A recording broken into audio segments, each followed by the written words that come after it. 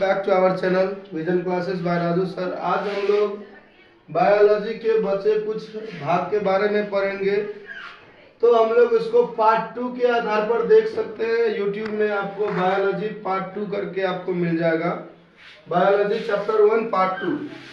तो चलिए, हम लोग इससे पहले तक के वीडियो में प्राणी संपोषण तक पढ़े हुए थे।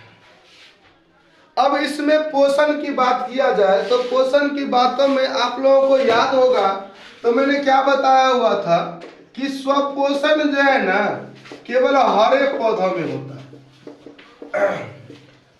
स्वपोषण कहाँ होता है? तो हरे पौधों में। आपसे क्वेश्चन दे सकता है, प्रश्न पूछ देगा, किन में स्वपोषण की प्रक्रिया संपादित होती है। इस तरह से क्वेश्चन आ सकता है बोर्ड में 1 नंबर का।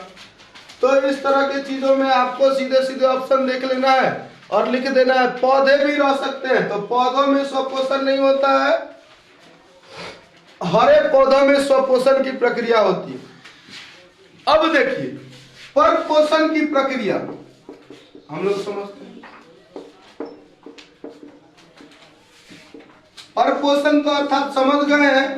अब हम लोग छोटे जीवों से लेकर के बड़े जीवों में पोषण की प्रक्रिया को समझते हैं कि किस में कैसा पोषण होता है। हम लोग जान गए हैं कि दूसरे जीवों पर जो आधारित हो कि अपने भोजन को ग्रहण करेगा उसको हम लोग परपोषण कहते हैं। अब परपोषण वाले केवल बड़े ही जीव होते हैं, जरूरी नहीं है। परपोषण में छोटे छोटे जीव भी रहते हैं।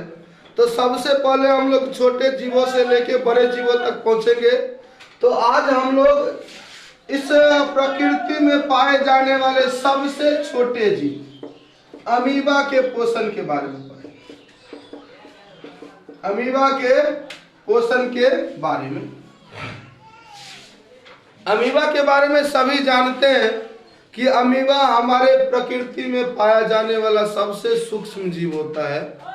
तो आज हम लोग उन्हीं सूक्ष्म जीवों के बारे में से एक सूक्ष्म जीव हम निकाल लेंगे, अमीबा। और उस अमीबा में स्वपोषण के बारे में अमीबा में पोषण के बारे में समझेंगे कि अमीबा में पोषण कैसे होता है। तो चलिए, अमीबा का कोई ये जो आकार आप कहिएगा तो कोई फिक्स आकार नहीं होता है अमीबा का।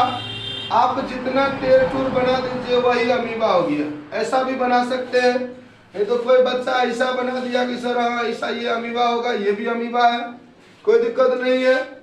तो चलिए, सबसे पहले हमने क्या किया है तो एक अमीबा को डाल दिया है। ये हमारा अमीबा है, बीच में केंद्रक एकदम।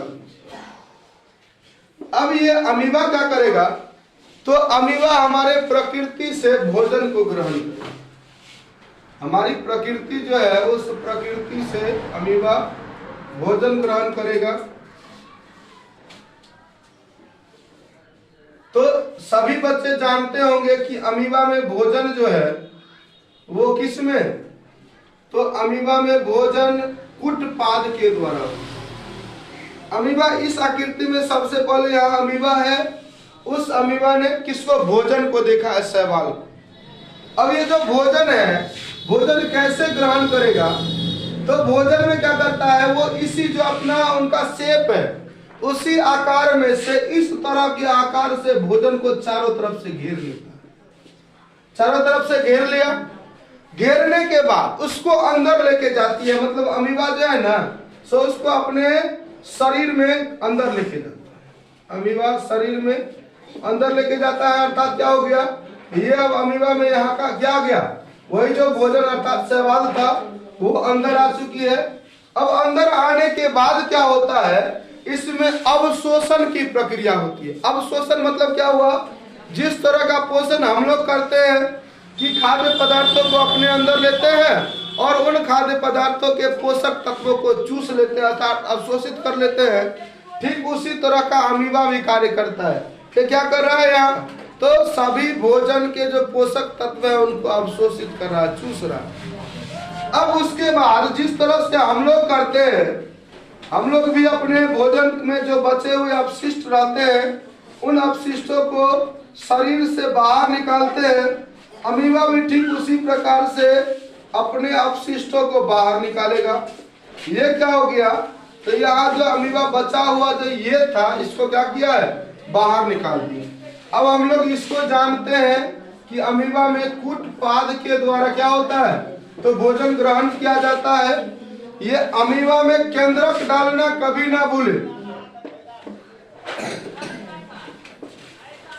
अमीबा में केंद्रक भूल से भी डालना नहीं भूले, क्योंकि केंद्रक से ही अमीबा का सारा अस्तित्व रहता है। तो हमने क्या किया, केंद्रक भी डाल दिया और कूटपाद जो बनाया अमीबा, उस कूटपाद के द्वारा हमने भोजन ग्रहण करना भी सिखा दिया। अमीबा में तीन प्रक्रिया के द्वारा भोजन ग्रहण किया जाता है। ये जो प्रक्रिया है वो अंतर ग्रहण की प्रक्रिया है, इसमें अंदर लिया जा रहा है। ये अवशोषण की प्रक्रिया हो रही है, मतलब इसमें भोजन के पोषक तत्वों को अवशोषित किया जा रहा है, अवशोषित किया जा रहा है। और इसमें लास्ट जो है ये बाहिर